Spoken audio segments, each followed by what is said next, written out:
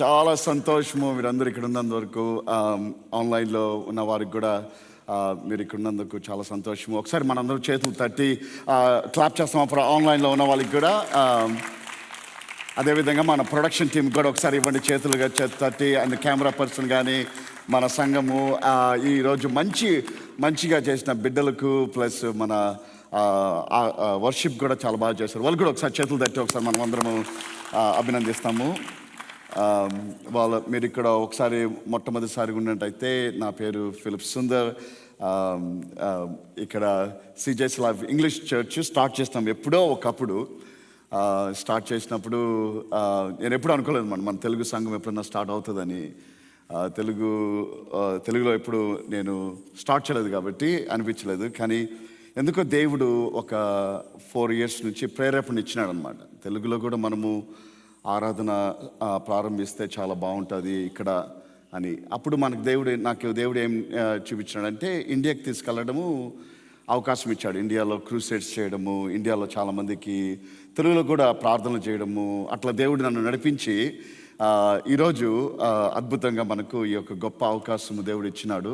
దానికి దేవునికి ఒకసారి మనం అందరం కలిసి చేతులు తట్టి స్తోత్రం చెల్లించుకుందామా? Very good, very good, all right.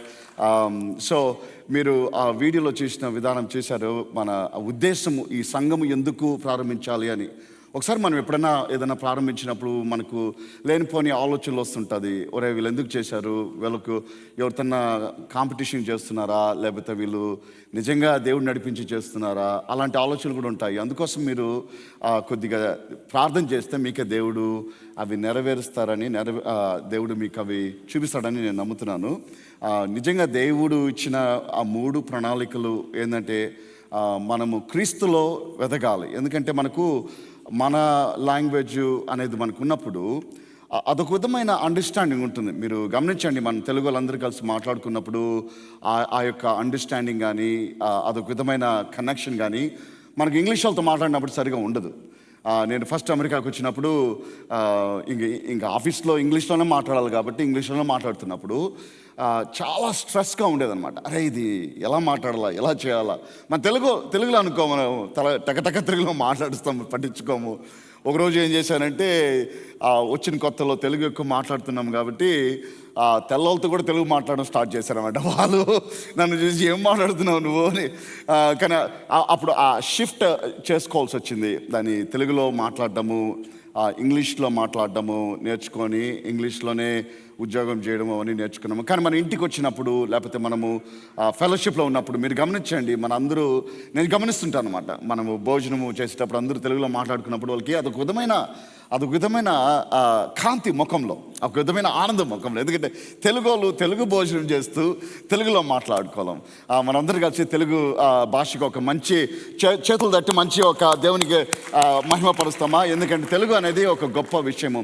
మా తమ్ముడు మొన్న తెలుగులో వాక్యం చదివినాడు ఇక్కడ San Antonio southern Baptist association వాళ్ళ యాన్యువల్ ఇనాగ్రేషన్లో. ఫస్ట్ టైం నేను మా తమ్ముడు ఇది చెప్పినాడు అనమాట. ఎన్ని మిలియన్స్ జనాలు ఈ భాషని మాట్లాడుతున్నారు అనేది. అదొకసారి నాకు షాకింగ్ అయిందనమాట. అప్పుడు దేవుడు కూడా మళ్ళీ ఒకసారి నాకు విట్నెస్ని ఇచ్చాడు. ఏమని? మీరు తెలుగు సంఘం కోసం ప్రార్థన చేయి, తెలుగు సంఘం మనం నడిపించాలని. అది అద్భుతం ఏంటంటే ఒకరోజు 31st నైట్ సర్వీస్లో, అది ఎప్పుడో ఈ సంవత్సరం బిఫోర్ ఇయరో ఒక కపుల్ మన హ్యూస్టన్ నుంచి వచ్చారు. మన మురళికి తెలిసిన కుటుంబం, వాళ్ళ పేరు రవి, నాని అంటారు మీరు కొంతమంది. ఆ నాని వాళ్ళ భార్య వాళ్ళు ఇక్కడ ఉన్నారు. సో దేవుడు ఒక ప్రవక్త అనుగ్రహించాడు వాళ్ళకి. ఆ ప్రవక్త ద్వారా వాళ్ళకి అద్భుతాలు దేవుడు చేసిన తర్వాత మొన్న 3 వారాల క్రితం వచ్చి ఆఫీసులోకి వచ్చి నాకు పాస్టర్ మీరు ఏం చేస్తారో చెప్పండి, నేను చేస్తాను. మనకు హ్యూస్టన్లో ఒక తెలుగు సంఘము ప్రారంభిస్తామని. నాకైతే కొద్ది నిమిషాలు దేవునికి ఒకసారి స్తోత్రం చెల్లించుకుందాం. కమాన్ దేవునికి. నాకు కొద్ది నిమిషాలు ఏమి చెప్పాలో అర్థం కాలేదనమాట. అప్పుడు దేవుడు మాట్లాడడం ప్రారంభించినాడు. ఓకే, ఇప్పుడు ఇక్కడే కాకుండా హ్యూస్టన్లో కూడా మనము ఒక ఆరాధన కార్యం స్టార్ట్ చేయబోతున్నాము. అది జనవరిలో once a month అనుకుంటున్నాము అక్కడ కూడా. సో దేవుని చిత్తం అయితే దేవుడు మన తెలుగు వాళ్ళకి ఒక వాక్య రీతిలో మనల్ని నడిపించాలని నాకు ఒక ప్రార్థన. అందరినీ ఇక్కడ శాన్ అంటోనియోలో, హ్యూస్టన్లో కూడా. సో దయచేసి ప్రార్థన చేయండి. దేవుని నడిపింపు ఎలా ఉంటుందో మాకు తెలియదు కాబట్టి దేవుడు తప్పకుండా నడిపిస్తాడని మనకు విశ్వాసం ఉంది. అందుకోసము మేము స్టార్ట్ చేస్తుంది కూడా క్రీస్తులో ఎదగడానికి, 10 మందిని ఎవరైనా క్రీస్తు తెలియని వాళ్ళని క్రీస్తులోకి నడిపించడానికి కూడా మనం ప్రయాసపడాలనే ఉద్దేశంతో ఈ తెలుగు సంఘం కూడా ప్రారంభించినాము.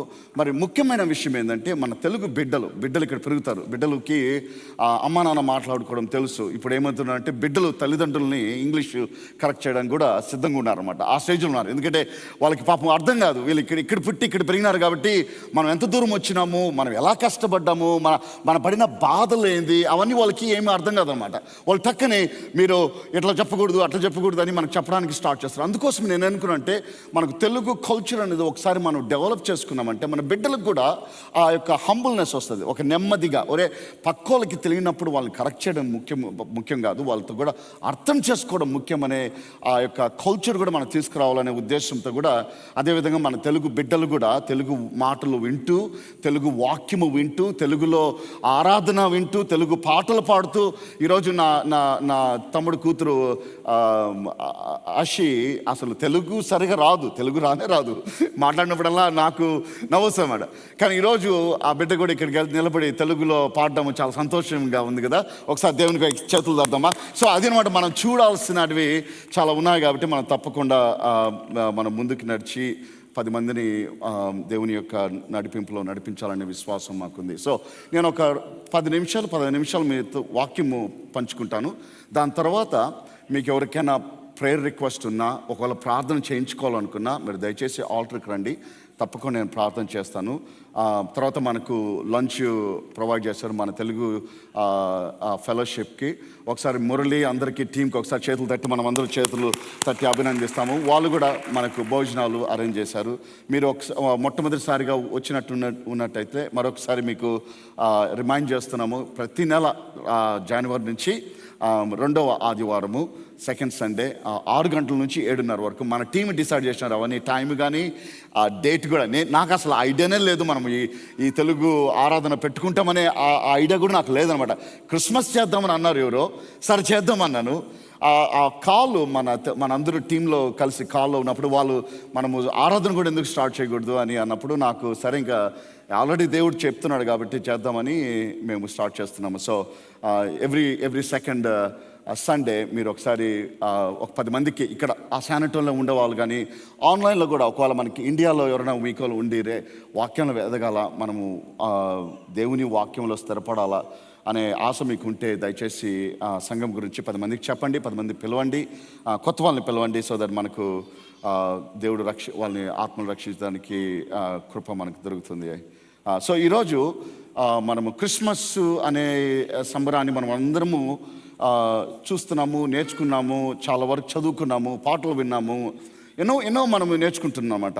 సో నాకు ఈ కొద్ది నిమిషాలు మీతో ఏదేదో మాట్లాడకుండా ఒక 3 విషయాలు మీకు అర్థమయ్యేటట్టు 3 విషయాలు మీకు చెప్పాలని నేను ఆశపడుతున్నాను. ఈ 3 విషయాలు వాక్యంలోంచే తీసుకుంది. 3 విషయాలు నేనేం చేసినానంటే ఈసారి తెలుగులో ఒక పక్క పెట్టి ఇంగ్లీష్లో కూడా ఇంకొక పక్క పెట్టినాను. ఎందుకంటే మనకి బిడ్డలకి కొంతమంది తెలుగు చదవడం రాకపోవచ్చు, వినడం అర్థమవచ్చేమో. ఒకవేళ వాళ్ళకి రానప్పుడు ఇంగ్లీష్లో కూడా వాళ్ళు చదివితే వాళ్ళకి అర్థమవుతుందని 2 పెట్టాను. ప్లస్ వేరెవరైనా we get sometimes guests also, so we want them to also feel comfortable, and that's why I put English as well. So but I'm primarily going to focus on తెలుగులో మాట్లాడాలని, తెలుగులో బోధ చేయాలని, తెలుగులోనే మనము ఆరాధించాలని మనము ఈ తెలుగు సంఘాన్ని మనం ప్రారంభించినాం కాబట్టి తెలుగులోనే మనము చేద్దాము. సో మొట్టమొదటి విషయము మనము వచ్చినట్లయితే ఇక్కడ మనం చూసినాం, మనకి నక్షత్రం అనేది పెద్ద గొప్ప విషయం మన క్రిస్మస్ టైంలో. సో ఇక్కడ చూస్తే తార ఆశయమును తెలియజేసింది. అంటే ఏంటంటే ఆ యొక్క నక్షత్రము స్టార్ కమ్యూనికేటెడ్ హోప్ అన్నమాట. ఎందుకంటే ఈ ఆశ అనేది చాలా గొప్ప పదం. అది మనకి జీవితంలో దేవుడు ఆశను ఎందుకు ఇస్తాడంటే ఆశ ద్వారా మనకు నిజమైన సోర్సు అనేది ఎవరు తెలుసుకోవడానికి దేవుడు మనకి అది ఇస్తాడనమాట. ఇప్పుడు ఆ రోజుల్లో ఆ యొక్క నక్షత్రాన్ని, ఆ తారని అక్కడ ఆయన పెట్టడము, ఆయన ఉద్దేశం ఏంటంటే ఒక జ్ఞానులు, తెలివిగా ఉండేవాళ్ళు, ఆలోచించే వ్యక్తులు ఆ నక్షత్రం చూసినప్పుడు ఏదోలే అని వెళ్ళిపోరకుండా వాళ్ళు నక్షత్రాన్ని చూసి ఆగడానికి అవకాశం ఉంటుంది. కాబట్టి దేవుడు ఆ రోజు ఆ నక్షత్రాన్ని అక్కడ పెట్టాడు. ఇప్పుడు నక్షత్రం గురించి మనం ఆలోచిస్తే వాక్యంలో స్టార్ ఆఫ్ డేవిడ్ అని కూడా మీరు వినుంటారు. నక్షత్రము దావీదు యొక్క నక్షత్రం అని. దావీదు యొక్క నక్షత్రానికి 6 కార్నర్స్ ఉంటాయి, అంటే 6 పాయింట్స్ ఉంటాయి. ఆ 6 పాయింట్స్కి ఐడియా ఏంటంటే, ఒక ట్రయాంగిల్ దేవుడు కిందికి రావడము, లేకపోతే దేవుని యొక్క పరిశుద్ధాత్మ, ఆయన యొక్క సహవాసము భూమి మీదకి రావడము ఒక ట్రయాంగిల్. ఇంకొక ట్రయాంగిల్ ఇట్లా వెళ్తుంది అనమాట. అది వెళ్ళడం ఏంటంటే, మనము దేవుని యొక్క సన్నిధి కోసం మనం వెతకాలి అనే ఉద్దేశంతో వాళ్ళు ఆ స్టార్ ఆఫ్ డేవిడ్ని 6 పాయింట్స్ కింద, అంటే ట్రూ ట్రయాంగిల్స్ కింద పెట్టి చేశారు. కానీ ఇక్కడ మనం చూసినట్లయితే ఇది స్టార్ ఆఫ్ డేవిడ్ కాదు. ఇది ఎలాంటి తార అంటే, అది ఒక అద్భుతంగా దేవుడు కాస్మెటిక్ చేంజ్లో తీసుకొచ్చినాడు. అది అంటే అలాంటి నక్షత్రాన్ని అంతకుముందు జ్ఞానులు కూడా చూడలేదన్నమాట. అలాంటి నక్షత్రాన్ని దేవుడు వాళ్ళకి ఇచ్చాడు. ఎందుకంటే మనం ఎప్పుడైతే కొన్ని చూస్తుంటామో, కొన్ని వింటుంటామో, మనము ఆటో పైలట్కి వెళ్ళిపోతాం. ఇది మామూలులే. మనకి తెలుగులో అంటారు ఇది అది. నేను ఎప్పుడు అడుగుతా, ఇది తెలుసు నాకు, అది అంటే ఏందని. అంటే మనం ఇది అది అనేసాము, లేకపోతే ఏదో టకటక మనకి ఆటో పైలట్ అనేది చాలా అలవాటు అయిపోయింది అనమాట. మనుషులు అన్న తర్వాత ఆటో పైలట్లో మనం నడుచుకుంటూ వెళ్ళిపోతుంటాం. అందుకోసం దేవుడు ఏం చేస్తాడంటే, నేను ఒక అద్భుతం చేస్తాను మీకోసం. అద్భుతం చేసినప్పుడు మీరు ఆటో పైలట్ నుంచి నేను ఎవరు అని తెలుసుకోవడానికి మీకు అవకాశమును నేను ఇస్తున్నాను అని ఒక తారని ఆయన ఆ రోజు అక్కడ ఆకాశంలో చూపించినప్పుడు, ఈ జ్ఞానులు ఆ తారని చూస్తేనే ఏదో గొప్ప విషయం ఉందే, ఏదో ఒక గొప్ప అవకాశము వచ్చేటట్టు ఉందని వాళ్ళు ఎత్తుక్కుంటూ వచ్చినప్పుడు, మనకు బెత్లెహేంలో, జెరూసలేంలో జనాలు ఎవరి పాటికి వాళ్ళు నివసిస్తున్నారు. వాళ్ళకి అసలు తార గురించి ఏమి ఐడియానే లేదనమాట. మనం వాక్యం చేసినట్లయితే ఈ వాక్యంలో మత్తాయి 2లో, మాథ్యూ 2:2లో, మత్తయిలో రాజైన హేరోదు దినములందు యూదా దేశపులో బెత్లెహేములో యేసు పుట్టిన పిమ్మట ఇదిగో తూర్పు దేశపు జ్ఞానులు యెరూషలేమునకు వచ్చి, యూదుల రాజు పుట్టినవాడు ఉన్నాడా. ఇన్ అదర్ వర్డ్స్, వాళ్ళు అక్కడికి వచ్చిన వెంటనే వాళ్ళు బెత్లెహేంకి వస్తున్నారు. బెత్లెహేం చూద్దామనో లేకపోతే ఇంకోనైనా గ్రీట్ చేస్తామనో, అది కాకుండా ఆ జ్ఞానులు యూదుల రాజు పుట్టిన వాడు ఎక్కడ ఉన్నాడు, వాళ్ళకి ఇన్వెస్టిగేషన్ చేయాలనే ఒక ఆనందము, ఒక తృప్తి, ఒక విధమైన డ్రైవ్ దేవుడు చేశాడనమాట. అప్పుడు వాళ్ళు ఎత్తుక్కునడానికి వెళ్ళాడు. ఇక్కడ చూస్తే వాళ్ళు తూర్పు దిక్కున మేము ఆయన నక్షత్రమును చూచి ఆయనను పూజింప వచ్చితిమి. సో మీరు గమనించండి, వాళ్ళు నక్షత్రాన్ని చూసి యేసుప్రభు కోసం ఎత్తుక్కుంటూ వచ్చినారు. ఆ యేసుప్రభు ఎవరు వాళ్ళకి తెలియదు, కానీ నక్షత్రం అనేది వాళ్ళకు ఒక విధమైన ఆశయమును దేవుడు అనుగ్రహించినాడు. ఆ ఆశయమును అనుగ్రహించినప్పుడు వాళ్ళు నెమ్మదిగా కూర్చొని ఆ నక్షత్రంతో మనకేం పనిలే, మన పాటి మనం చేసుకుందాం అనుకోలేదు. అట్లా మనం కూడా ఏం చేయాలంటే, దేవుడు ఒక అద్భుతం చేసినప్పుడు మనకెందుకులే 10 మంది నశించిపోతే మన పాటి మనం బతుకుతాము, మన పాటి మనం ప్రార్థన తెచ్చుకుందాము, మన పాటికి మనము అభివృద్ధి పొందాము, మన పాటికి మనం ఇల్లులు కట్టుకుందాము, మన పాటికి మనము కార్లు కొనుక్కున్నాము, అలాంటి ఉద్దేశం మనం పెట్టుకోకూడదనేసి దేవుడు వాక్యంలో ఈ విధంగా హెచ్చరిస్తున్నాడు. జ్ఞానులు ఇప్పుడు అన్యులకి తెలియదు, ఎవరికి అండర్స్టాండింగ్ లేని వాళ్ళకి తెలియదు, కానీ మనుషులు చదువుకున్న వాళ్ళకి, దేవుని యొక్క భక్తి తెలిసిన వాళ్ళకి, దేవుని యొక్క మార్గం తెలిసిన వాళ్ళకి, దేవుని యొక్క ప్రేమ తెలిసిన వాళ్ళకి ఒక విధమైన ఆలోచన ఉంటుంది. వాళ్ళకు ఎవరిలాగా వాళ్ళు ఆలోచించడం, ఒక విధమైన ఆలోచన ఇక్కడ నాకు కనిపించింది. ఏంటంటే, వీళ్ళకి యేసుప్రభు ఎవరో తెలియదు, వీళ్ళకి ఆయన చేసే అద్భుతాలు ఏమో తెలియదు, కానీ ఎందుకో యేసుప్రభు దేవుడు ఆశయమును వాళ్ళకి ఇచ్చినాడు. ఎందుకంటే వాళ్ళు వీళ్ళు వైజ్ మ్యాన్ కాబట్టి, యూదుల రాజు, ఇక్కడ యేసుప్రభు అనే ఒక రాజు పుట్టాడు అనేసి వాళ్ళు ఈ లోకం ఎత్తుక్కుంటూ వచ్చినారు. ఆయన చూడడానికి ఒక ఆనందము వాళ్ళకి, కానీ చూసినప్పుడు ఆయన్ని మేము పూజింప చేయడానికి వచ్చినాము. ఆ నక్షత్రము చూచి ఆయనను పూజింప వచ్చి తిమిని. మనకి ఇంగ్లీష్లో చూస్తే, after Jesus was born in Bethlehem in Judea during the time of King Herod, and Magi from the east came to Jerusalem. And watch this. This is the question. ఒకసారి వినండి. Where is the one who has been born, the King of Jews? We saw his star when it rose and have come to worship him. వాళ్ళు ఆ నక్షత్రం చూసి వాళ్ళు decision change చేసుకున్నారు. మనము decision దేని చూసి చేంజ్ చేసుకుంటున్నామండి? మన ఉద్యోగం చూసి చేంజ్ చేసుకుంటున్నామా? లేకపోతే మనకు 10 మంది అనుకున్నారని చేంజ్ చేసుకుంటున్నామా? లేకపోతే మన దగ్గర డబ్బులు ఉన్నాయని చేంజ్ చేసుకుంటున్నామా? లేకపోతే మనకు ఒక అద్భుతమైన రక్షకుడు మన యందు ఉన్నాడని చేంజ్ చేసుకుంటున్నామా? ఒకసారి దేవునికి స్తోత్రం చెల్లించుకున్నా. ఆ రక్షకుడిని ఎత్తుక్కోవడానికే మనం అందరము వీళ్ళలాగా కూడా మనము ఎత్తుక్కుంటూ పోవాలి. ఎందుకంటే మనకి ఎప్పుడైతే మనం రక్షకుడిని ఎత్తుక్కోమో ఆ యొక్క ఎలా పూజించాలా, దేవుని ఎలా పూజించాలా, దేవుని ఎలా మనం దేవుని నుంచి ఎలా ఆశీర్వాదం పొందాలనే ఆలోచన మనకు రాదనమాట. అందుకోసమే ఈ వాక్యం ద్వారా దేవుడు మనకిచ్చిన ఈ నెరవేర్పు ఏంటంటే మనం అందరము కూడా ఏదో చిన్న వాటిని ఎత్తుకోకుండా ఇక్కడ అద్భుతమైన రక్షకుడు ఒక అతను ఉన్నాడు. అపోస్తలుడు పౌలు వాక్యంలో ఏం చెప్పినాడంటే, మీరు క్రీస్తులో ఉన్నప్పుడైతే ఆ పరలోకంలో ఉన్న విషయాల్లో మీద మీరు ఎక్కువ ధ్యానం ఉంచండి అని చెప్పున్నాడు. ఎందుకని మనకి లోకరీతిలో అనేకమైన ఇబ్బందులు, కష్టములు, నొప్పులు, పెయిన్ ఇవన్నీ వస్తాయి. అందుకోసమే యేసుప్రభు చెప్పినాడు, మీరు క్రీస్తులోకి వచ్చినప్పుడు, ఒక క్రీస్తులోకి రానప్పుడు మీరు క్రీస్తులోకి రండి అని చెప్తున్నాడు. క్రీస్తులోకి వచ్చినప్పుడు మన ఉద్దేశాలు, మన ఆశలు, మన ఆశయాలు ఎక్కడాలంటే క్రీస్తును వెంబడించే విధంగా మనమందరూ ముందుకు నడవాలని యేసుప్రభు వాక్యం ద్వారా దేవుడు మనకు నెరవేరుస్తున్నాడు అనమాట. సో మొట్టమొదటి విషయం మనం తెలుసుకోవాల్సింది ఏంటంటే, తార ఆశయమును తెలియజేస్తుంది. మన గాంధీ గారు చెప్పారు ఒకటి మంచి వాక్యం, చెప్పాడు ఆయన బుక్లో. నేను ఒక పుస్తకం చదువుతున్నాను. ఆ పుస్తకంలో గాంధీ ఒక కోట్స్ ఇక్కడ అమెరికన్స్ కూడా వాడుతున్నారు. వీళ్ళు ఎందుకు వాడారు గాంధీ వాళ్ళ కోట్స్ అని నేను కూడా వెళ్ళి గమనించాను. ఏమి గాంధీ పరిస్థితి ఏందని నాకు అంతగా ఐడియా లేదు. ఎందుకంటే ఇండియా నుంచి వచ్చిన తర్వాత ఎవరు గాంధీ గురించి పట్టించుకోరు. ఎందుకంటే గాంధీ ఎప్పుడో ఆయన చేసిన అద్భుతాలు ఆ రోజులో వదిలేసుకున్నాము. కానీ ఆయన మన దేశం కోసం, మన దేశ ఫ్రీడమ్ కోసం ఆయన ఫైట్ చేశారు. కానీ ఆయన ఏం చెప్తున్నారంటే ఇక్కడ మహాత్మా గాంధీ, అంధకారం ఉన్నప్పుడు సత్యము యొక్క వెలుగు ఎల్లప్పుడూ మార్గాన్ని నిషేధిస్తుంది, మార్గాన్ని ఓపెన్ చేస్తుంది, మార్గాన్ని ముందుకు నడిపిస్తుంది. సో ఇంగ్లీష్లో ఏమంటే, when there is a darkness, the light of truth will always guide the way. So మన జీవితంలో మనమందరము ఒక విట్నెస్కి రావచ్చు. ఇక్కడ ఒక్కోసారి కొన్ని రోజుల్లో మనకి ప్రశాంతంగా ఉంటుంది, కొన్ని రోజుల్లో సంతోషంగా ఉంటుంది, కొన్ని రోజుల్లో ఇబ్బందులు లేకుండా ఉంటుంది. కానీ అవన్నీ కొన్ని రోజులు మాత్రమే.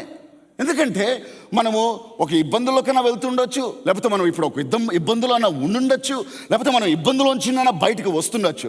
అందుకోసము ఈ డార్క్నెస్ అనేది మనకి ఈ లోకంలో ఉంటుంది. అది ఎక్కడికి పోదనమాట. మనకి ఆది కాండంలో యేసు ప్రభువు దేవుడు చెప్పినాడు, let there be light, and there was light. And దేవుడు వెలుగుని ఈ యొక్క అంధకారాన్ని పక్కకి పెట్టి ఆ రెండింటినీ ఈ లోకంలో పెట్టున్నాడు. అది మనకు ఒక విధమైన స్పిరిచువల్ జర్నీ కోసము. ఇప్పుడు తప్పులోనే మనకు తెలియకపోతే మనకు నిజం ఎప్పుడు తెలుస్తుంది? అబద్ధమని మనకు తెలియకపోతే ఆ సత్యం ఎప్పుడు తెలుస్తుంది? అందుకోసం దేవుడు రెండింటినీ ఇక్కడ పెట్టాడు. ఎందుకంటే మనము ఆయన యొక్క కాంతిని వెతుక్కోవాలని ఆయన ఉద్దేశం ఉంది కాబట్టి ఆయన ఇది పెట్టాడు అన్నమాట. కానీ గాంధీకి ఇలాంటి ఆలోచనలు ఎప్పుడు వచ్చినాయి అనుకున్నారండి? గాంధీ గారు ఆయన ఫస్ట్లో ఈ బ్రిటిష్ గురించి అండర్స్టాండింగ్ స్టడీ చేస్తున్నప్పుడు ఆయనకి ఒక అద్భుతమైన విషయం జరిగింది ఆయన జీవితంలో. ఎవరో దేవుని యొక్క వాక్యాన్ని ఇచ్చినారు. ఆయన వాక్యం చదవడం ప్రారంభించినాడు. లండన్కి వచ్చినప్పుడు అక్కడ మంచి కింగ్ జేమ్స్ వర్షన్ బైబుల్ ఏదో ఇచ్చినప్పుడు ఆయన వాక్యం చదవడం ప్రారంభించినప్పుడు అక్కడ ఆ వాక్యంలో కొన్ని విషయాలు ఆయన గమనించినప్పుడు ఆయనకి ఎక్కడ లేని కన్ఫ్యూషన్ వచ్చింది. ఇదేంద్రా ఇది, వీళ్ళు ఇంగ్లాండ్ వాళ్ళు ఈ వాక్యం, ఇంత మంచి వాక్యం పెట్టుకొని మన దేశాన్ని, ఇండియన్ దేశాన్ని ఎందుకు వీళ్ళు ఇలా హింసిస్తున్నారని ఒక కోట్ కూడా ఆయన చెప్పాడు. ఏంటంటే, నేను క్రీస్తు వాక్యంలో ఉన్న క్రీస్తుని నేను నమ్ముతాను, వాక్యంలో ఉన్న క్రీస్తుని నేను వెంబడిస్తాను, కానీ క్రైస్తవులని నేను నమ్మలేకపోతున్నాను. అది ఎంత బాధాకరమైన విషయం అండి. క్రైస్తవుల్ని కొంతమంది నమ్మలేకపోతున్నారంటే ఎంత బాధాకరమైన విషయం. అదే వాళ్ళు వాక్యం చదివినప్పుడు క్రీస్తుని నమ్మేదానికి వాళ్ళకి సిద్ధంగా ఉన్నారు. అందుకోసమే మనం కూడా ఏదో వాక్యం చదివేయడమో, ఏదో గుడికి వెళ్ళిపోవడమో, ఏదో 2 పాటలు పాడేస్తామో, బిర్యానీ తినేస్తామో, అలాంటి ఆశల మీద మనం పెంచుకోకూడదండి. మనం పెంచుకోవాల్సిన ఆశ ఏంటంటే నేను క్రీస్తులో ఎదుగుతున్నానా లేదా, నాకు క్రీస్తు నా జీవితాన్ని మారుస్తున్నాడా లేదా, నాకు క్రీస్తుకు ఒక సంబంధం ఉందా లేదా. మనకి అనేక సంబంధాలు ఈ లోకంలో ఉన్నాయి. మన కుటుంబ సంబంధాలు ఉన్నాయి, మన ఉద్యోగ సంబంధాలు ఉన్నాయి. కానీ క్రీస్తుతో మన సంబంధం ఎలా ఉందని ఎప్పుడైనా మనము కూర్చొని ఆలోచించినామా? అరే మన క్రీస్తు ముందు నిలబడితే ఆయన నన్ను రాయ దగ్గరికి, నా సొంత కుమారుడువే, నా సొంత కుమార్తెవే రాయ ఆయన పిలవగలవాడు. ఆయన ఆ విధంగా మనం బతుకుతున్నామా, లేకపోతే మనం 10 మంది కోసం బతుకుతున్నామా అనే క్వశ్చన్ని మనం ఈరోజు మనము గమనించాలి. ఎందుకంటే ఆయన పుట్టింది ఏదో మనము క్రిస్మస్ చేసుకోవడానికి కాదు. ఆయన పుట్టి మనందరికీ ఒక మంచి ఆశయమును ఇవ్వడానికి, మంచి భవిష్యత్తుని, మంచి దేవుని యొక్క భయమును, భక్తిని ఇవ్వడానికి ఆయన పుట్టి మనకి ఇచ్చాడనమాట. సో మహాత్మా గాంధీ కూడా నాకు తెలిసి క్రీస్తుని నమ్మినాడు ఆయన. ఎందుకంటే ఆయన ఎందుకు చెప్తారు ఆ స్టేట్మెంట్స్? వాక్యంలో ఉన్న క్రీస్తుని నేను నమ్ముతాను, కానీ వాక్యంలో లేని క్రైస్తవుని నేను నమ్మలేకపోతున్నానని. సో రెండో విషయం నేను మీతో మాట్లాడాల్సిన అనుకునేది ఏంటంటే, అంధకారంలో వెలుగు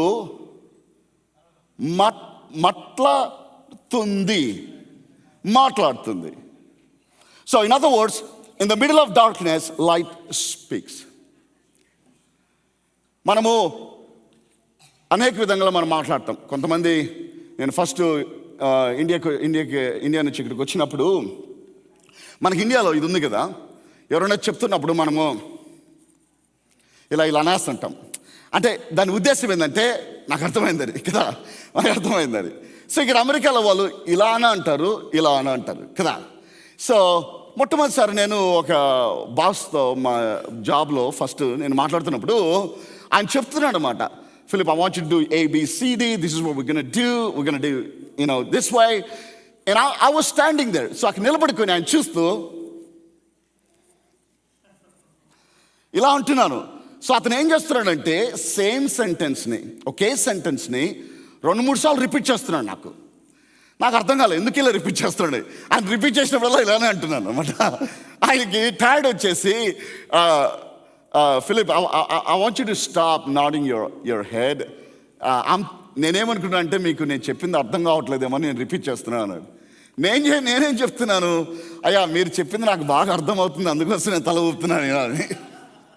ఆయన ఆ రోజు అనుకున్నాడు, సో ఇలా కూడా తల ఊపి మనం ఎస్ చెప్పగలిచామా అని.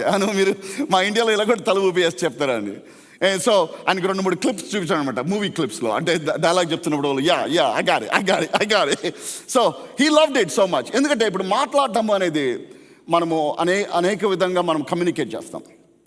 కానీ ఇక్కడ ఒక విషయం నేను గమనించినట్లయితే, మనము అంధకారంలో ఉన్నప్పుడు, జీవితం అంధకారంలో నడుస్తూ ఉన్నప్పుడు, జీవితము తెలియకుండా ఉండడము, జీవితము అర్థమైనట్టు అర్థం కానట్టు ఉండడము, జీవితంలో అరే ఎందుకు జరిగింది ఇది మంచిది, ఇది ఎందుకు జరిగింది ఇది చెడ్డది అనే తెలుసుకోక ముందు ఉండే సిచ్యువేషన్లో దేవుడు ఏం చెప్తున్నాడంటే, వెలుగు మనతో మాట్లాడుతుంది అని చెప్తున్నాడు.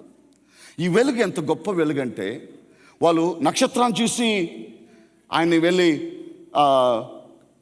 వర్షిప్ చేయడానికి వెళ్ళారు. ఆయన వాక్యంలో ఏం చెప్పినాడు, ఆయనే వెలుగు అని కూడా చెప్పున్నాడు మనకు. ఎప్పుడంటే నక్షత్రం కూడా వెలుగిస్తుంది, ఆ వెలుగు ద్వారానే ఆయన ఎత్తుక్కున్నారు అన్నమాట.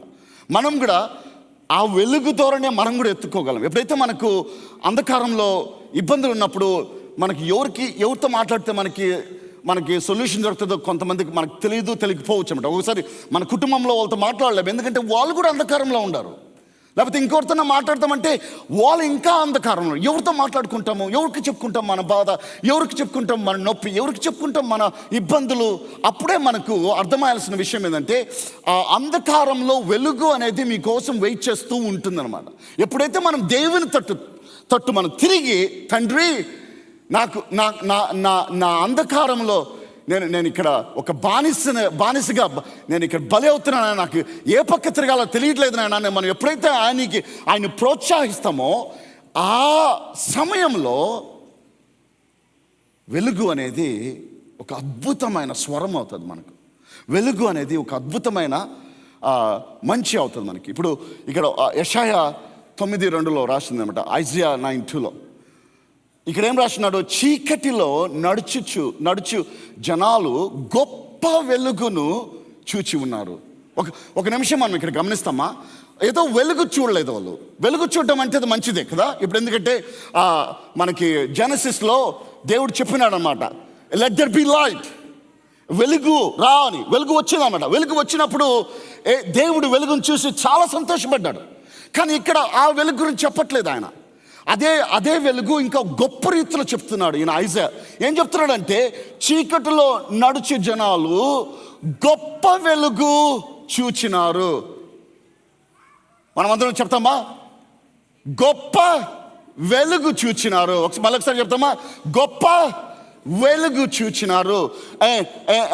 గొప్ప వెలుగు చూసి, ఇక్కడ ఇంగ్లీష్లో కూడా ఏం చెప్పిందంటే, the people who are walking in darkness, watch this, have seen a great light, not just a normal light, a great light. That's what I'm telling you. ఎందుకంటే మనము అది అర్థం చేసుకోకపోతే మనము ఏదో కాంతిలే, ఏదో ఆయన జన్మించినట్టు అనుకుంటాం. ఆయన జన్మించినప్పుడు అద్భుతమైన కాంతి ఒకటి దేవుడు ఈ ప్రపంచానికి ఇచ్చేసినాడు. ఈ ప్రపంచానికి ఇచ్చి, అందుకోసమే దేవదూతలు వచ్చి ఒక గొప్ప ప్రణాళికనిచ్చినారు. ఈ లోకంలో రక్షకుడు పుట్టినాడు. ఈ లోకానికి సంబంధించిన ఒక ఆనందము వచ్చింది. ఈ లోకానికి సంబంధించిన ఒక శాంతి వచ్చింది. ఎవరి ద్వారా వచ్చిందంటే గొప్ప వెలుగు ద్వారా వచ్చింది. ఆ గొప్ప వెలుగు ఏమైందంటే, on those who living in the land of deep darkness, that light was dawning. గల దేశాన్ని వాసుల మీద వెలుగు ప్రకాశించును. ఆ వెలుగు, క్రీస్తు నుంచి వచ్చే వెలుగు, ఎవరైతే బాధకరంలో, ఇబ్బందికరంలో, చీకటి జీవితంలో ఉన్నారో వాళ్ళ మీద ప్రకాశించింది అని ఎంత బాగా ఐజయా రాశాడండి. అది జరిగింది కదా. మనకి మత్తాయిలో చదివినప్పుడు, మార్కులో చదివినప్పుడు, లూకాలో చదివినప్పుడు, యోవాన్లో చదివినప్పుడు, యేసు ప్రభువు వెళ్ళిన పట్టణం లేదు, అన్ని పట్టణాలకు వెళ్ళినప్పుడు ఆయన వెళ్ళిన ప్రతి ప్లేస్లో ఆయన వెలుగు ప్రకాశించింది ప్రతి ఒక్కరికి. ఆయన దగ్గరకు వచ్చిన ప్రతి వ్యక్తిని ఆయన స్వస్థపరిచినాడు. ప్రతి వ్యక్తికి ఆయన ఏదో ఒకటి ఇచ్చినాడు అనమాట. ఎవరైతే ఆయన ఎత్తుక్కుంటూ వచ్చినారో ఎవరిని కూడా ఆయన డిసప్పాయింట్ చేయలేదు. అందుకోసం ఈరోజు మిమ్మల్ని కూడా ఒక క్వశ్చన్ అడుగుతున్నాను, మీరు ఆయన ఎతుకుతున్నారా? లేకపోతే ఆయన ఉన్నారని ఏదో మనం అట్లా నడిపించేస్తున్నామా? లేకపోతే ప్రతిదినము మనం కొద్ది నిమిషములు దేవుని సన్నిధిలో కూర్చొని వెతుకుతున్నామా? ఒకవేళ మీరు క్రీస్తు తెలియని వాళ్ళు ఇక్కడ ఉన్నట్టయితే, మీరు ఎప్పుడైనా క్రీస్తు తెలిసిన వాళ్ళ గురించి కలిసి మాట్లాడారా? ఎందుక మీరు క్రీస్తుని అలా వర్షిప్ చేస్తారయ్యా? ఏమయ్యా ఆయనలో ఉన్న గొప్పతనం ఏందయ్యా? ఎందుకయ్యా మీరు క్రీస్తుని అలా వెంబడిస్తారని మీరు ఎప్పుడైనా అడిగారా వాళ్ళని? మనం అలాంటివి అడగాలి. అలాంటి వాటిలో మనం ఎదగాలన్నమాట. అలాంటి వాటిలో మనము 10 మందిని మనం ఇంక్లూడ్ చేసుకోవాలి కాన్వర్జేషన్లో. ఎందుకు మనం క్రీస్తుని వెంబడిస్తున్నామో? ఏదో మతం కోసం కాదు కదా. మతాలు చాలా ఉన్నాయి మనకు దేశాల్లో, మతాలు చాలా ఉన్నాయి ఈ లోకంలో. మతాల కోసం మనం వెతకట్లేదు కదా. ఆయన వెతకడానికి కారణం ఏంటంటే, ఆయన మన మీద వెలుగును ప్రకాశించేస్తాడు అనేసి ఒక వాక్యము మనకి ఇచ్చినాడు దేవుడు. అందుకోసమని మీరు అంధకారంలో ఉన్నప్పుడు వీళ్ళ కోసమో వాళ్ళ కోసమో పరిగెత్తబాకండి. అంధకారంలో ఉన్నప్పుడు వెలుగు కోసం పరిగెత్తండి, వెలుగుని ఎతక్కండి, వెలుగుతో మాట్లాడండి. తండ్రి, నాకు తెలియదు నాయనా మీరెవరో. ప్రభా, మీ వాక్యం విన్నాను కానీ నాయనా మీ అద్భుతం ఎలా ఉంటుందో మాకు తెలియదు నాయన. మీ అద్భుతమైన శక్తి ఎలా ఉంటుందో మాకు తెలియదు నాయన. మీరు వచ్చి నన్ను కాపాడి నాయన, మీరు వచ్చి నన్ను తాకండి ప్రభా. నాకు ఈ లోకంలో ఏమీ వద్దు నాయన, మీరు ఉంటే చాలైనా అనే ఒక్క ఆత్మక్రయ మనకు వచ్చినప్పుడు అద్భుతాలు దేవుడు చేస్తాడు. మీ అందరకు మనమందరం చేతులు తట్టి దేవునికి స్తుతులు చెప్పుకున్నాం. అందుకోసమే దేవుడు ఈ యొక్క వాక్యాన్ని మనకి ఒక వార్నింగ్గా, ఒక ఎక్సైట్మెంట్గా, ఒక సెలబ్రేషన్గా మనకి ఇచ్చినాడు అనమాట. ఈ లోకంలో నువ్వు నేను 10 మంది మీద ఆధారపడడానికి దేవునికి ఇష్టం లేదు. 10 మందిని ప్రేమించమన్నాడు, 10 మందితో మీరు కలిసి నడవమన్నాడు, 10 మందికి మీరు సహాయం చేయమన్నాడు. కానీ 10 మంది మీద మీరు ఆధారపడబాకండి అని దేవుడు మనకు చెప్తున్నాడు. ఎందుకంటే ఆ పరలోకమైన దేవుడు, ఆయన ఒక్కడే మీకు ఒక మంచి మార్గం చూపించగల శక్తి ఆయనకుంది. మనుషులకు లేదండి. మనుషులు చాలా మంచి వాళ్ళు, మనుషులు చాలా గొప్పవాళ్ళు, అనేక మంది మనుషులు చాలా మంచి చేస్తారు. కానీ దేవుడు చేసే పనులు మనుషులు చేయలేరని మీకు హెచ్చరిస్తున్నానండి. దేవుడు చేసే అద్భుతాలు మనుషులు ఎప్పటికి కూడా చేయలేరండి. వాళ్ళు ఎంత శక్తిమంతులైనా, ఎంత గొప్ప వాళ్ళైనా, ఎంత ఎడ్యుకేటెడ్ అయినా వాళ్ళు చేయలేరు. అందుకోసమే మనము ఎవరిని వెతకాలా, ఎవరి కోసం ప్రయాసపడాలా, ఎవరి కోసం మనము నిజంగా నిలబడాలా, ఎవరి కోసం నా కుటుంబం నేను ముందుకు నడిపించాలి, ఎవరి కోసం నేను యాక్చువల్గా ఉద్యోగానికి వెళ్ళాలా పొద్దున్న లేచి, ఎవరి కోసం నేను బతకాలా అనే ఆ యొక్క క్వశ్చన్కి మనకు ఒక దృఢమైన ఆన్సర్ మనం తెచ్చుకోవాలండి. లేదనుకోండి మనం గాలిని చేసినట్టు ఉంటుంది. ఏదో చేస్తున్నాము, నడుస్తున్నాము, పోతున్నాము, ఏదో చేస్తున్నాము అంటే కానీ మనం ఎప్పుడు కూడా ఏది సాధించలేము, ఎప్పుడు కూడా ఏది కూడా దేవుని కోసము మనము దేవునికి మహిమ తీసుకురాలేమన్నమాట. అది యెషయా మనకిచ్చిన వాక్యం. ఈ వాక్యము లూకులో కూడా మనకు ఒక విధంగా లూకు కూడా చెప్పాను. లూకులో చూసినారంటే ఇప్పుడు ప్రభు యొక్క మహిమ వారిని చుట్టుముట్టి ప్రకాశించింది. ఇప్పుడు దేవదూతలు వచ్చి మంచి వాక్యం ఇచ్చినారు. కానీ అక్కడ జరిగిన అద్భుతము మనం చూసుకోవాల్సింది ఏంటంటే ఆయన అక్కడ లేడు. ఆయన పుట్టింది వచ్చేసి మెయిన్ జ్యూస్లో ఎక్కడో ఉన్నాడు, బెత్లెహేంలో. కానీ ఆయన మహిమ చూడండి, ఆ పట్టణం మొత్తానికి వచ్చేసింది. ఆయన మహిమ ఎంత గొప్పది. Luke 2:9 says in English, the glory of the Lord shone around them and they were terrified. వాళ్ళకి ఆ వండర్ వచ్చేసింది. ఏంద్రా ఇది, ఎంత అద్భుతం. నా జీవితంలో యేసుప్రభు ఎప్పుడైతే వచ్చినాడో నాకు ఇలాంటి అద్భుతాలు జరిగినాయి. ఒకరోజు నేను బాల్టిమోర్లో ఉన్నప్పుడు మధ్యరాత్రిలో లేచి ఆలోచిస్తున్నాను అనమాట. అసలు దేశాన్ని వదిలేసినాము, సొంత వాళ్ళని వదిలేసినాము. ఈ బాల్టిమోర్లో ఉన్నాను, 12వ ఫ్లోర్లో ఉన్నాను. ఒక విండో ఉండేదన్నమాట. ఆ విండో నుంచి నేను బయట చూడొచ్చు నక్షత్రాలు కానీ, మూన్ కానీ, అవన్నీ. 3 గంటలకి దేవుడు లేపి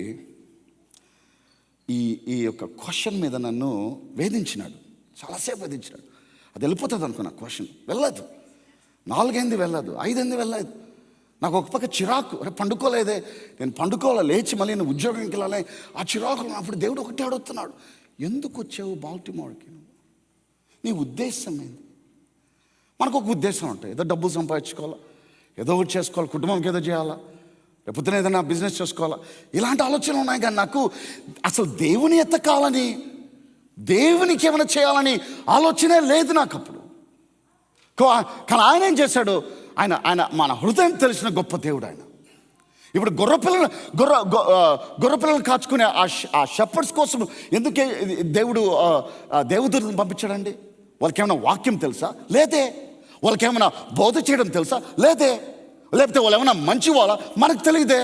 కానీ ఎందుకు దేవుడు ఒక దేవదూతల్ని ఒక కాపల దగ్గరికి ఎందుకు పోయించాడంటే, ఒకసారి మనందరి హృదయాన్ని ఎరిగిన దేవుడు మనకు అద్భుతాలు చేయడానికి సిద్ధంగా ఉంటాడండి. మనం ఎప్పుడైతే ఈ లోకంలో ఒకసారి అన్నీ గమనించిన తర్వాత, అరే ఈ లోకంలో అసలు నేను ఏమి ఎతకాలా, ఏది సాధించాలా, ఏంది అసలు జీవితం అనేది ఎప్పుడైతే మనకు వస్తుందో, అప్పుడు మీరు గొర్రెలు కాపే వాళ్ళు చూసారా, వాళ్ళు యాక్చువల్గా వాళ్ళ దగ్గర ఏమీ ఉండవు అనమాట.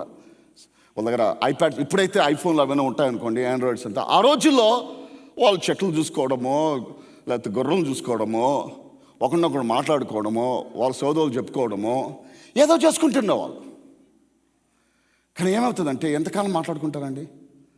ఒక 1 వీక్, 2 వీక్, 3 వీక్స్. ఒకే గొర్రె కాపరులు కదా, వాళ్ళకి అందరూ తెలుస్తుంది. వాళ్ళ బిడ్డల భార్యల విషయాలు తెలుసు, వాళ్ళ కుటుంబ విషయాలు తెలుసు, వాళ్ళ బాధలన్నీ తెలుసు. వాళ్ళు ఏమైపోతారంటే, ఒక గొర్రె కాపరి ఒక 3వ జనరేషన్ వ్యక్తితో నేను మాట్లాడినప్పుడు జెరూసలంలో, వాళ్ళు ఏమన్నారంటే, వాళ్ళు అక్కడ కూర్చొని గొర్రెలు కాపాడేటప్పుడు కూర్చొని, జీవితం ఏందిరా, జీవితం అసలు ఏం చేయాలా, జీవితంలో ఎలా పోవాలి, ఇలాంటి క్వశ్చన్లు వాళ్ళు అడుక్కొని బోర్డంలో ఉన్నప్పుడు, వాళ్ళు దేవుని వాక్యాన్ని కోసము చదవాలని ఆశన కూడా చదవలేక, దేవుని యొక్క సన్నిధికి వెళ్ళాలని ఆశన కూడా వెళ్ళలేక ఇబ్బందుల్లో ఉండే వాళ్ళు. అప్పుడు అలాంటి వాళ్ళకి దేవుడు ఒక అద్భుతమైన మిరకల్ని వాళ్ళకి ఇచ్చినాడు. అసలు ఒక దేవదూత రావడం అనేది ఒక గొప్ప విషయం. వచ్చి మీతో మాట్లాడటం అనేది ఇంకా గొప్ప విషయం. అలాంటిది వాళ్ళ దగ్గరికి వచ్చి ప్రభు యొక్క మహిమ వారిని చుట్టుముట్టింది. తెలుగులో నాకు బాగా నచ్చింది, ఇంగ్లీష్లో కన్నా కూడా తెలుగులో ప్రభు యొక్క మహిమ వారిని చుట్టుముట్టి ప్రకాశించింది. ఈరోజు నాయన మీ మీ మీ కుటుంబం కోసం నా ప్రార్థన అదే. ఈ తెలుగు సంఘం ప్రారంభించడం నా ప్రార్థన అదే. మనందరి కుటుంబంలో ఇది జరిగిందనుకోండి, ఎంత అద్భుతం అండి. దేవుని యొక్క మహిమ మన కుటుంబంలో అందరి మీద ప్రకాశించబడుతుందంటే దానికి మించింది మనకి ఏం అవసరం అండి? ఒకసారి గమనించండి. ఆ అద్భుతం జరగాలని నా ప్రార్థన. ఆ అద్భుతం జరగాలనే మన సంఘం అంతా కలిసి ఈ తెలుగు ఆరాధన స్టార్ట్ చేయడం కూడా.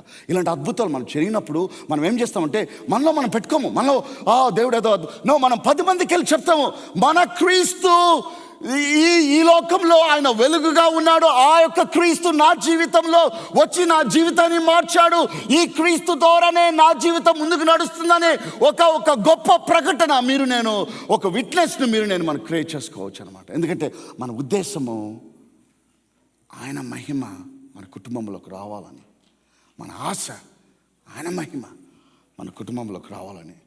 సో అంధకారంలో వెలుగు మీతో మాట్లాడుతుందండి.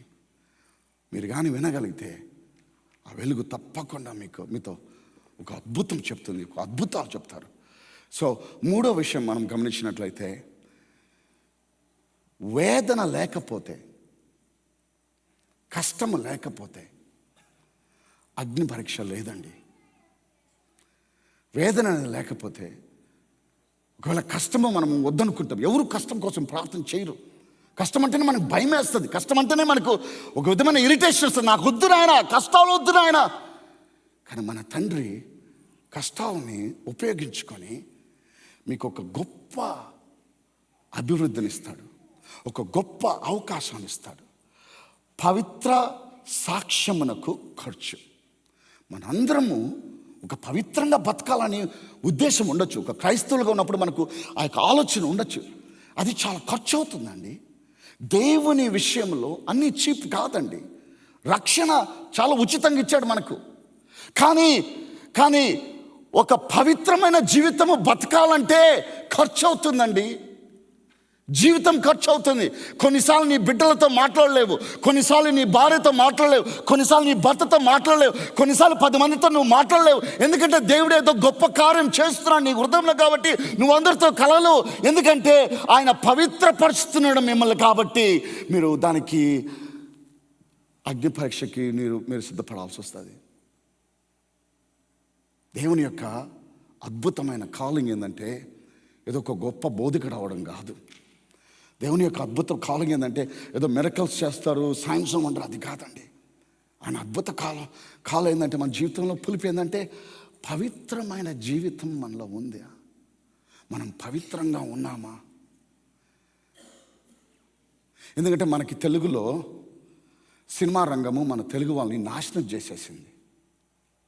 వాళ్ళు తీసే సినిమాలు మనిషి జీవితాన్ని అభివృద్ధి పరచట్లేదు, మన జీవితాన్ని నాశనం చేస్తున్నారు తెలుగు ఇండస్ట్రీలో కన్నా. ఎందుకంటే వాళ్ళందరూ ఎంతసేపు డబ్బు సంపాదించడానికి తీస్తారు, కానీ మనిషి జీవితాన్ని మారుస్తామే అని ఎవరు తీస్తున్నారండి? పోనీ అలా తీయాలని మన వాళ్ళు మన క్రిస్టియన్స్ ఎవరన్నా ముందుకొచ్చి చేస్తున్నారా? చేయట్లేదు కదండి. మనిషి కృంగిపోతున్నాడు దినదినము, మనిషి మోసపోతున్నాడు దినదినము, మనిషి డబ్బు కోసం పిచ్చెక్కిపోయి వాడిని కంపేర్ చేసుకొని ఎక్కువ అప్పులోకి వెళ్ళిపోతున్నాడు దినదినము. ఇండియాకి వెళ్ళి క్రూసైడ్స్ చూసినప్పుడు అలా బాధేస్తుంటుంది నాకు. ఏమిరా నాయన, వాక్యము మనకి ఎంత మంచి వాక్యము దేవుడిచ్చినాడు, మనం బోధ చేయలేకపోతున్నామే, 10 మందిని నడిపించలేకపోతున్నామే. ఏంది ఈ పరిస్థితి అంటే దేవుడు పవిత్రంగా నివసించే వాళ్ళ కోసం ఎదుగుతున్నాడు.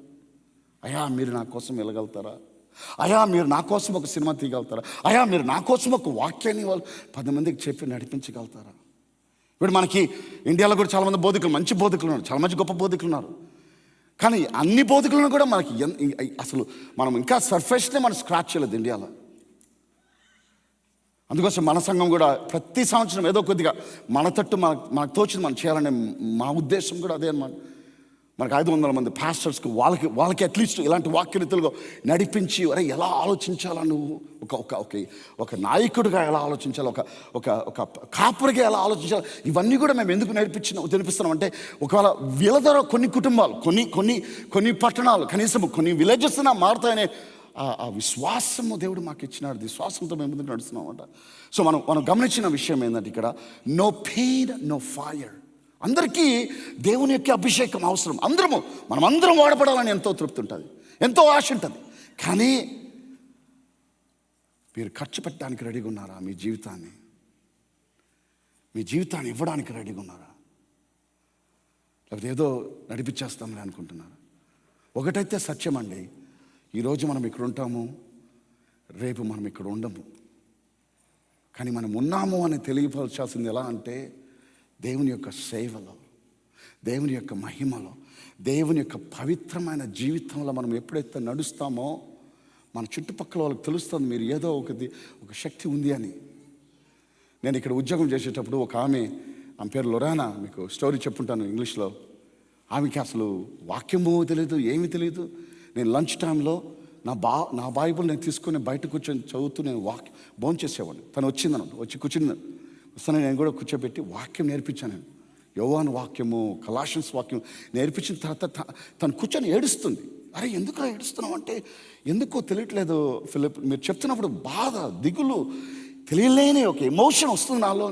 అప్పుడు గ్రహించాను నేను, ఈ పవిత్రమైన జీవితంలో దేవుడు మనల్ని 10 మంది యొక్క జీవితాన్ని మార్చే శక్తి మనలో పెట్టాడనే కూడా నాకు ఆ జ్ఞానం కూడా లేదు ఆ రోజు వరకు కూడా.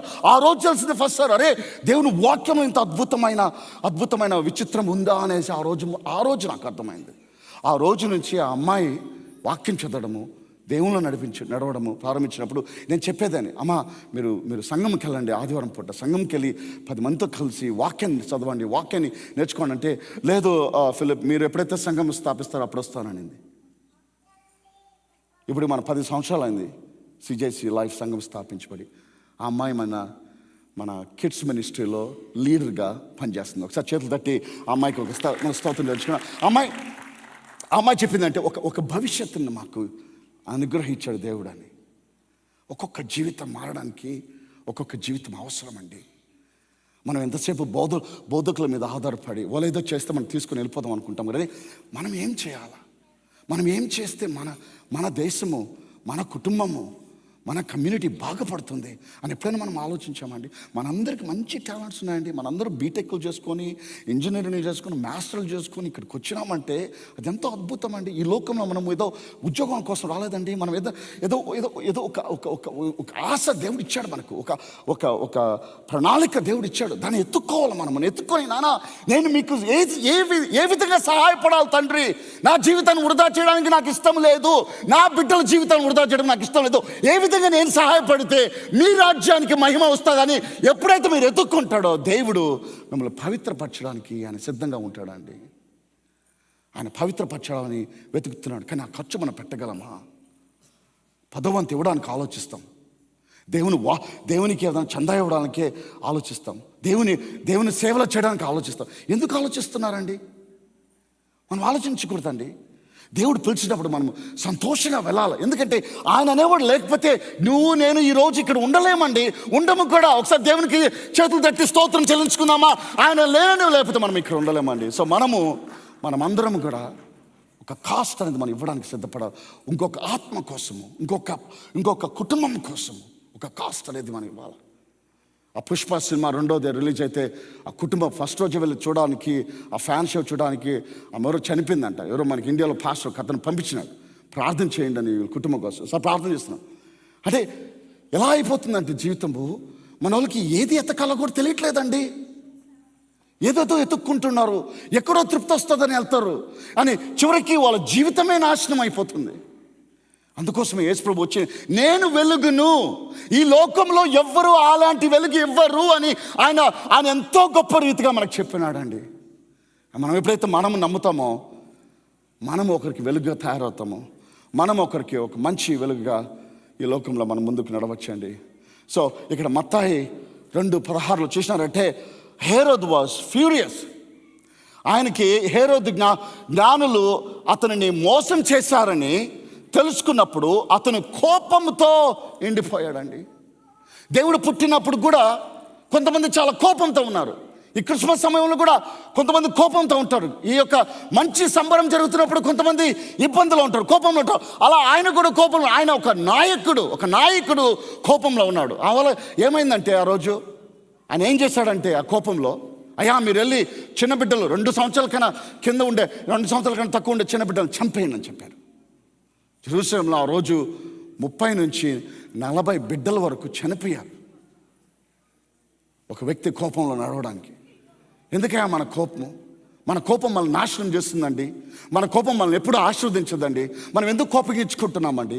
వీరు చేయలేదు, వాళ్ళు చేయలేదు, వాళ్ళు చేస్తే బాగును, వీళ్ళు చేస్తే బాగును, వీళ్ళు ఇస్తే బాగును, వీళ్ళు మనతో ఉంటే బాగును, ఇలాంటి సోదులో మనం ఎందుకు నడుస్తున్నామండి? అది హేరోదు నడిచింది. అది ఎందుకంటే ఆయన దయ్యంతో పట్టినవాడు కాబట్టి అలా ఆలోచించినాడు.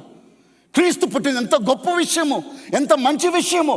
ఆ మంచి విషయంలో ఆయన ఒక రాక్షసుడిగా తయారయ్యి పసిబిడ్డలని చంపడానికి సిద్ధపడ్డాడండి. కోపము మన పసిబిడ్డలను నాశనం చేస్తుంది. కోపం మంచిది కాదండి. వాక్యంలో హెచ్చరించినాడు, కోపగించకండి, కోపంతో నడవబాకండి, కోపం రేపు వెనక పెట్టండి. ఎందుకంటే కోపం ద్వారా మనకేం రాదు. ఆ కోపం వల్లనే మనము పరిశుద్ధాత్మ పడట్లేదు.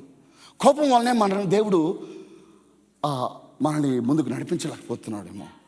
గమనించండి ఒకసారి. సో 3 విషయాలు మనం ఈరోజు నేర్చుకున్నాము. తార ఆశయమును తెలియజేసింది. In the middle of darkness light speaks. నేను అదేవిధంగా అంధకారంలో వెలుగు మాట్లాడుతుందండి. అంధకారంలో వెలుగు మాట్లాడుతుంది. 3వ విషయము చూసినట్లయితే దట్ మీరు కష్టాలు లేకపోతే అగ్ని పరీక్ష లేదు. కష్టాలను మీరు వద్దనబాకండి.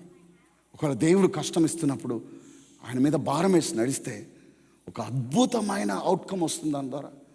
అందుకోసం ఈ 3 విషయాలు మీకు నేర్పించాలని, మీతో మాట్లాడాలని ఆశపడ్డానండి. చివరిగా ఈ యొక్క వాక్యం మీకు చెప్పి నేను ముగించుకుంటాను. వెలుగు ఆహ్వానించు, కష్టాలు అధిగమించు. ఎప్పుడైతే నువ్వు నీ జీవితంలో వెలుగుని ఆహ్వానించుకుంటావో, ఎప్పుడైతే మీ జీవితంలో మీరు ఎప్పుడైతే వెలుగుకి ఒక స్థానం ఇస్తారో, ఎప్పుడైతే మీ జీవితంలో వెలుగుకి ఒక ద్వారమును ఓపెన్ చేస్తారో, కష్టాలు అధిగమించే శక్తి మీకు వస్తుందండి. కష్టాలని ఎదుర్కొనే శక్తి మీకు వస్తుందండి. కష్టాలని మోసే విధంగా కాకుండా మోసేదానికన్నా కూడా ఎక్కువ శక్తి దేవుడు ఇవ్వడానికి సిద్ధంగా ఉన్నాడండి. ఈ వాక్యంలో ఎంత బాగా రాశాడు. ఇక్కడ యోహాను రాసిన పత్రికలో 8వ అధ్యాయం 12వ వచనం చేస్తే, యేసు మరలా మాట్లాడినప్పుడు ఆయన ఇలా చెప్పారండి. ఏం చెప్పారు? నేను ప్రపంచపు వెలుగును. ఆయన క్రీస్తులో ఉండే వాళ్ళ కోసమే అని చెప్పలేదు కదా, లేకపోతే క్రైస్తువులకనే చెప్పారా, లేకపోతే తెలుగు వాళ్ళు, తమిళ వాళ్ళు, ఇంగ్లీష్ వాళ్ళకని చెప్పారా? ఆయన ప్రపంచమాన్ మొత్తానికి ఆయన వెలుగు అని చెప్పాడండి. నేను ప్రపంచము వెలుగును, నన్ను వెంబడించిన వారు అంధకారంలో నడవరు. ఎంత అద్భుతం అండి అది. మనం నిజంగా నమ్ముతామా ఇది? లేకపోతే నిజంగా మనం చదువుతున్నామా, లేకపోతే నమ్ముతున్నామా? అంధకారంలో నడవరు అంటున్నారండి. నడిచే స్తోమత రాదు, నడిచే ఆ యొక్క పరిస్థితి రాదు అని దేవుడు ఎంత కఠినంగా, ఎంత ఖచ్చితంగా చెప్తున్నాడండి. నేను ప్రపంచపును వెలుగును, నన్ను వెంబడించిన వారు అంధకారంలో నడవరు, కానీ జీవితము వెలుగును పొందుతారు. మనకి ఇంగ్లీష్లో చెప్పాడు, Jesus spoke again to the people. He said, I am the light of the world. Whoever follows me will never walk in darkness but will have eternal life.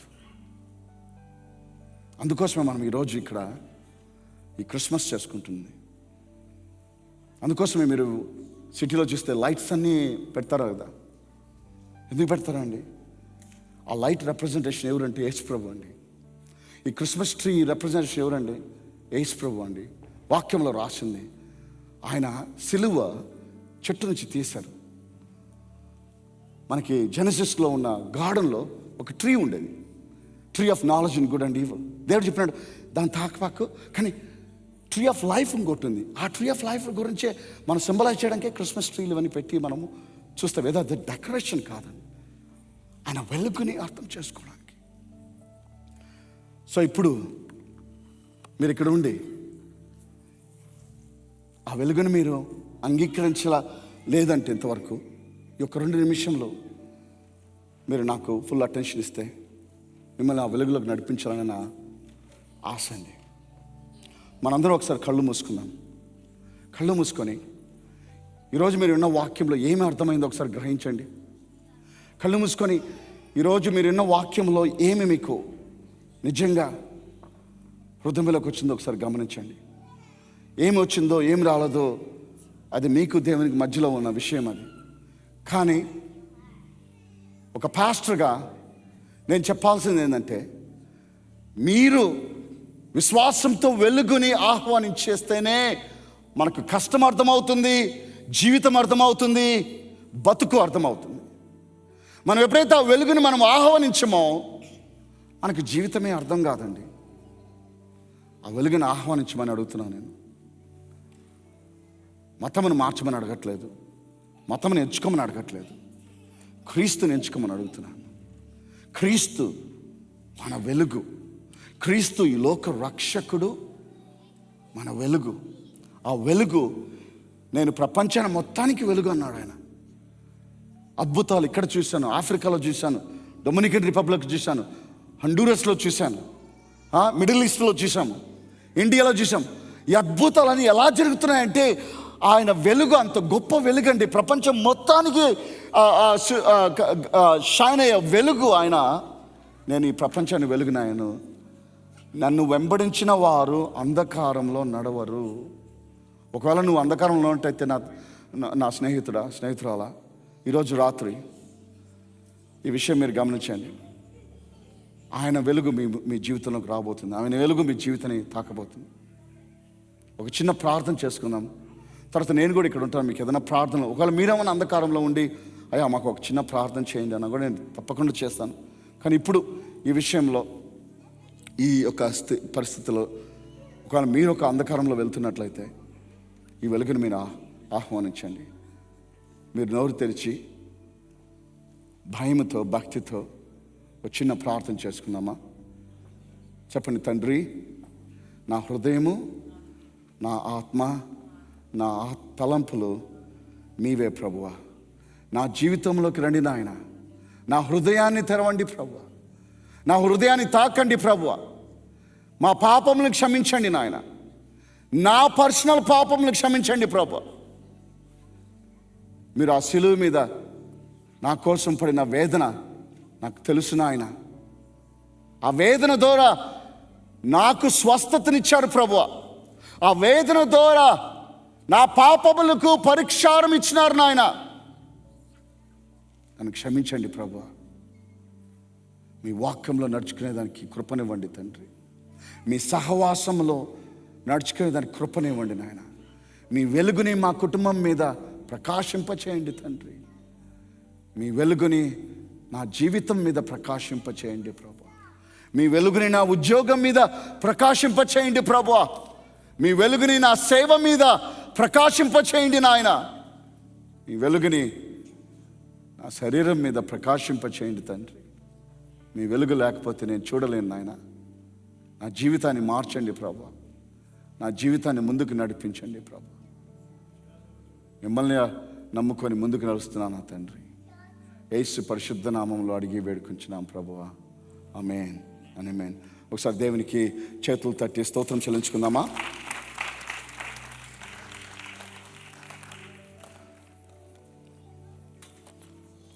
So మనం అందరం